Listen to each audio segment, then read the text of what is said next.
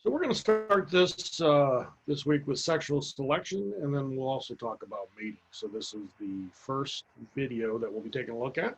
And what you're looking at right here is a bowerbird nest, and the bowerbirds will, there's lots of different species and they vary, but they will collect gifts, typically colorful gifts, to show the females.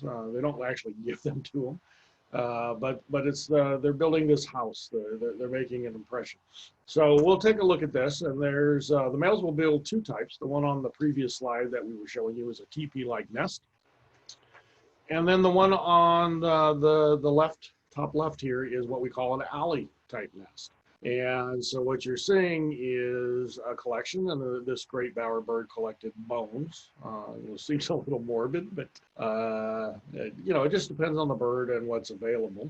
And I actually have two videos I'd like you to watch on two different species of bowerbirds and some of their dances that they also do. And then you can see actually one of the bowerbirds giving a gift, a piece of plastic, which is scary. But down below, you can see a picture of a male who is doing a little dance, and you can see the colorful feathers on the top of the head, kind of to impress the female. But these elaborate behaviors and elaborate nests are trying to get the female to obviously mate with them. And the males actually are trying to produce what's called a gesso, G-E-S-S-O. And it's a forced perspective illusion if you've taken art classes. And on the picture on the top right, that is from Disneyland. That is a Sleeping Beauty's castle, and that is actually a forced perspective illusion.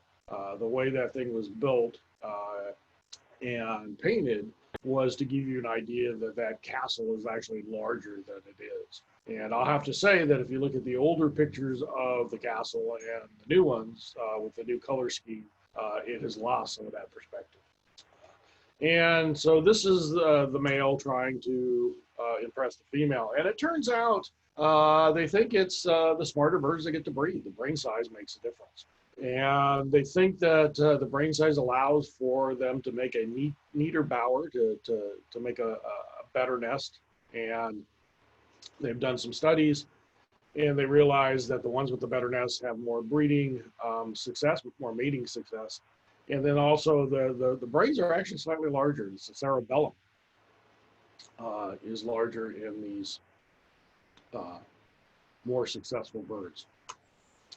And variation matters. Now the amazing thing is that the nests that we were showing you earlier aren't even used in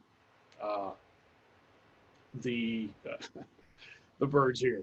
It's the female will make her own nest away from the big bowers, and she actually incubates the eggs alone, and she raises the young by herself. The male is now, you know, dancing for a different female.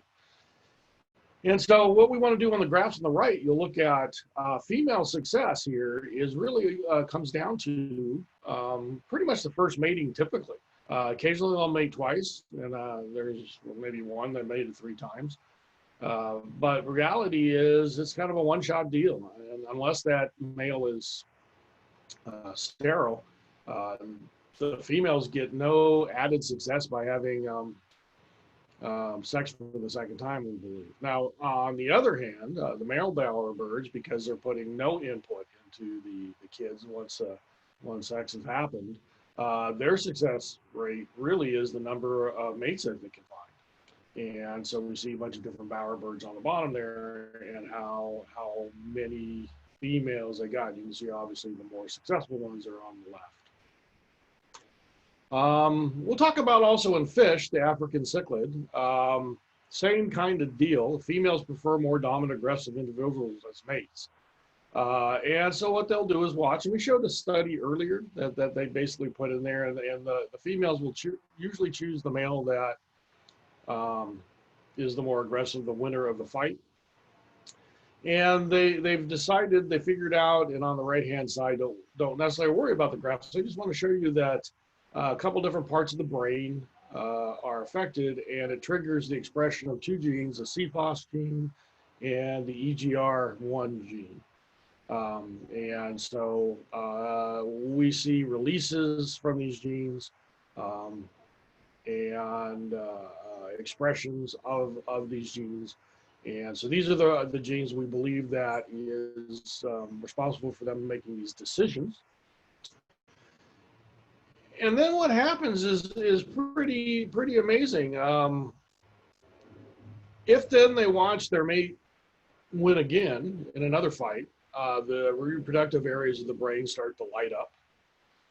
But if they watch their mate lose, the anxiety areas often light up.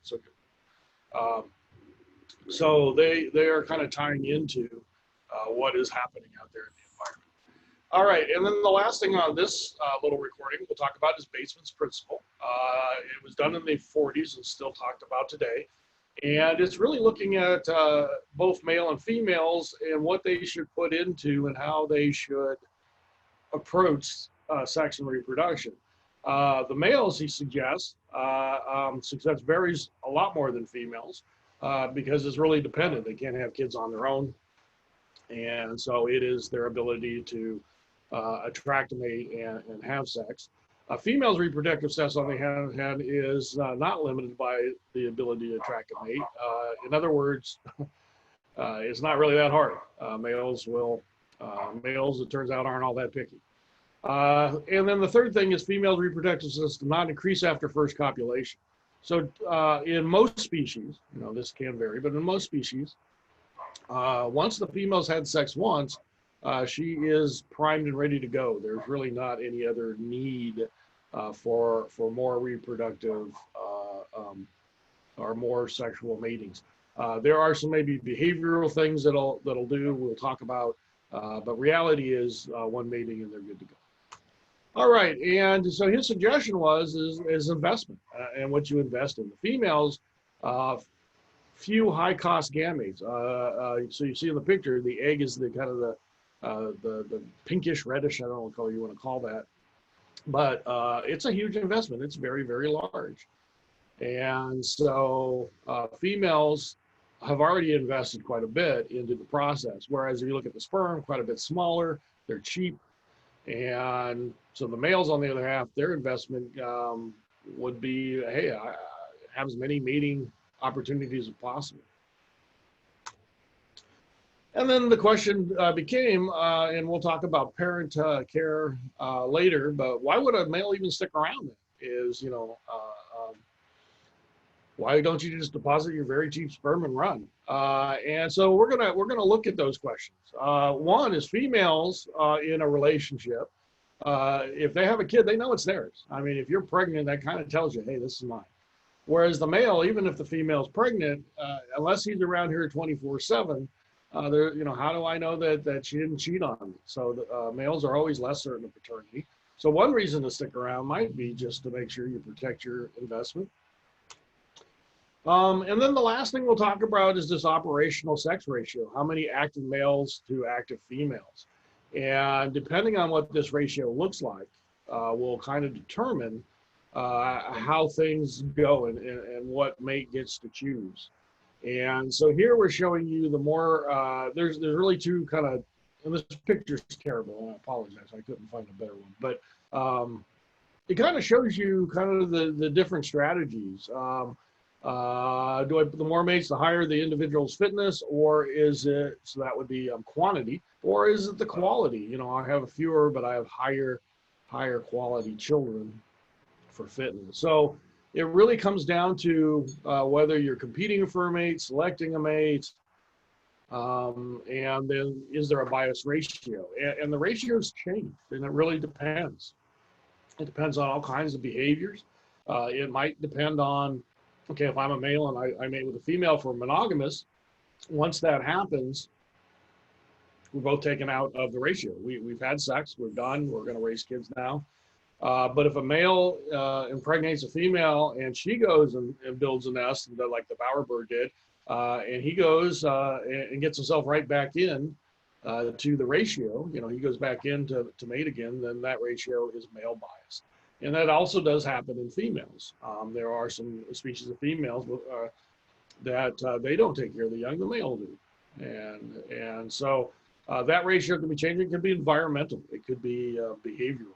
Maybe the males are brightly colored, so they're more subjective to predation. And maybe the females are, when they're on the nest, they're more likely to get hit by a predator. So all kinds of different factors involved. So it's kind of real complex on what's going on out there. And we will stop the recording.